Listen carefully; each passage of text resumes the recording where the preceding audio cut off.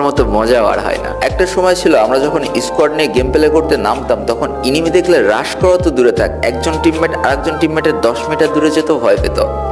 কেন জানো? কারণ ওই টাইমে মানুষের মনে একটা ভয় কাজ করতো, একটা বার যদি মরে যায় 20টা মিনিট বসে খেলা দেখা লাগবে। আর ওই টাইমটাতে নিজের বাকি 3জন টিমমেট যদি মারা যেত নিজের প্রচন্ড পরিমাণ অসহায় লাগতো, মনে হতো কোন বাগানে যে পলায় একটু বেঁচে থাকতে পারবো। আর এখন আমাদের স্কোয়াডে একসাথে না থাকলেও চলে, যে যার মতো রাশ করে বেড়ায়, একের পর এক ইনিমি কিল করি, মরে গেলে তো আবার রিভাইভ পেয়ে যায়। কিন্তু মজাটা কি আগের মতো হয়? একদমই হয় না।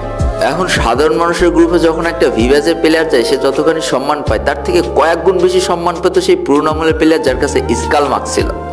ভাই বিশ্বাস করে এই স্কাল মার্কসটার যে কি পরিমাণ ভয় পাইতাম আমি না ভাই, পুরনো আমলের প্রত্যেকটা প্লেয়ার এই স্কাল মার্কসের ভয় পেত।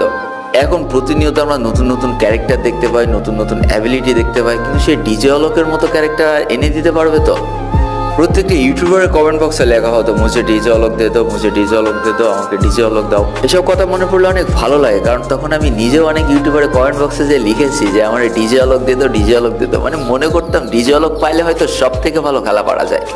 আর ভাই এখন তো গেমের মধ্যে গান স্কিনের কোনো অভাবই নেই, হাজার হাজার গান স্কিন, তার সাথে হাজার হাজার অ্যাবিলিটি।